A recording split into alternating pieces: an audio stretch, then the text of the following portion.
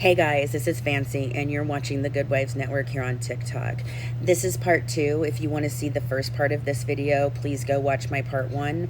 In that video, I was responding to a comment on my YouTube, and I addressed very many things. I addressed Gypsy, fat shaming, the Petrie family. So please go watch that. This is the last portion of this comment that I wrote back to, and I felt that I needed to share with everyone.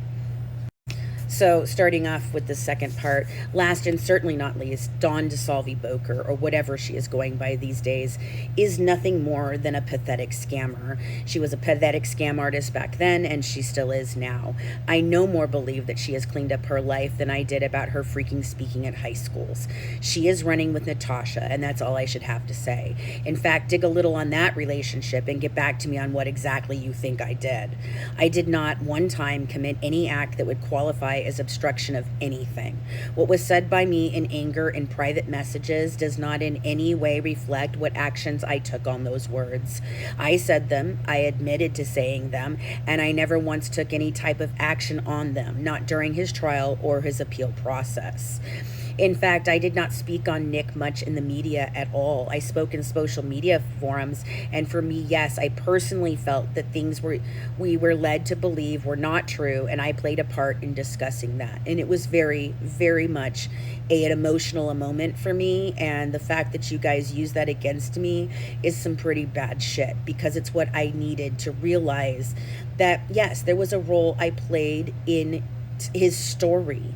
But did I do anything that was tawdry, unethical, illegal? No, I did not.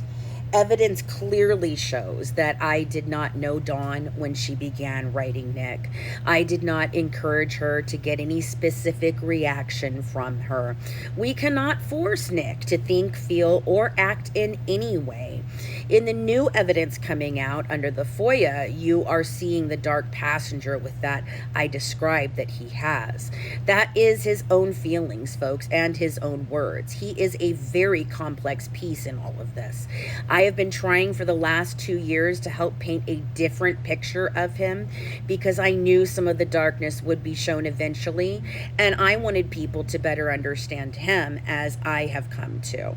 If you can't see that from evidence and education on my opinions on Nick have not changed, then you aren't worth my time.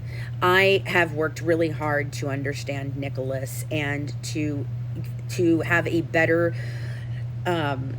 hold on what his role really was in this and what his own mental health played into this.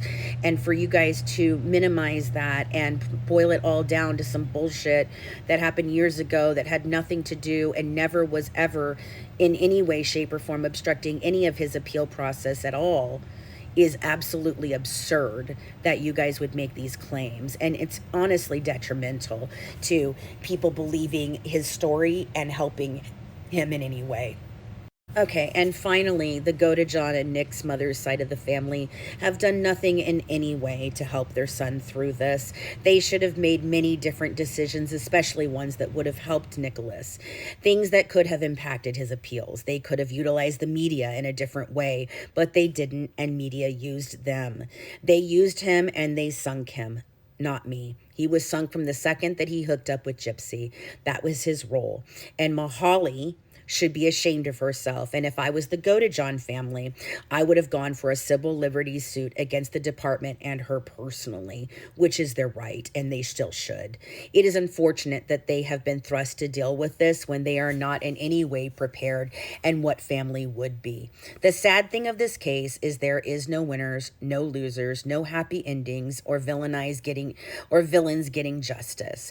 There's only the truth, and that's all I'm after. The system, the family, the doctors, the special needs teachers, all failed these two kids. And yes, I say kids, because truthfully, that is where both of them are mentally, and it's very sad. A tragedy of all tragedies. So going forward, we are going to finish up Gypsy's book on Tuesdays and Thursdays nights.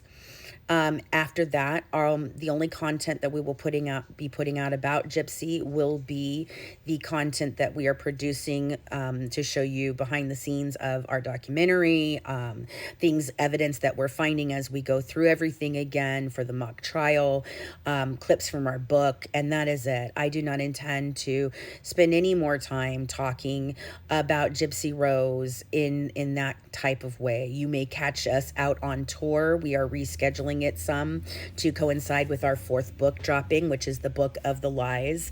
It probably is going to be a series of books on the lies because it's just so extensive.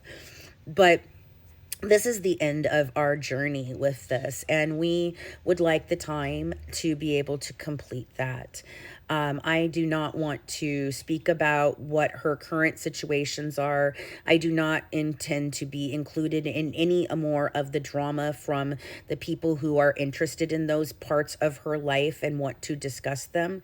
That is not my mission. Has it never been my mission? I simply am here to discuss a true crime case. And I can't wait to move on to the other things that we have planned in the next year and the upcoming 5 years at this company and this network. We are making a lot of moves, and I feel like this is the right direction to go. I really feel that the Gypsy story publicly has been played to the point that it needs to be. I really, truly do believe that Gypsy, I'm really hoping that she takes the time that she has now and she's completed, her filming. I hope that she does go off and she does live a happy, productive life. It would be ridiculous of me not to wish that for her. I always knew that her coming out meant that she needed to be prepared for the world to accept her and for her to be in it. And in my opinion, allegedly for entertainment and educational purposes only, her family on all sides has done absolutely nothing to help her and prepare her for that navigation.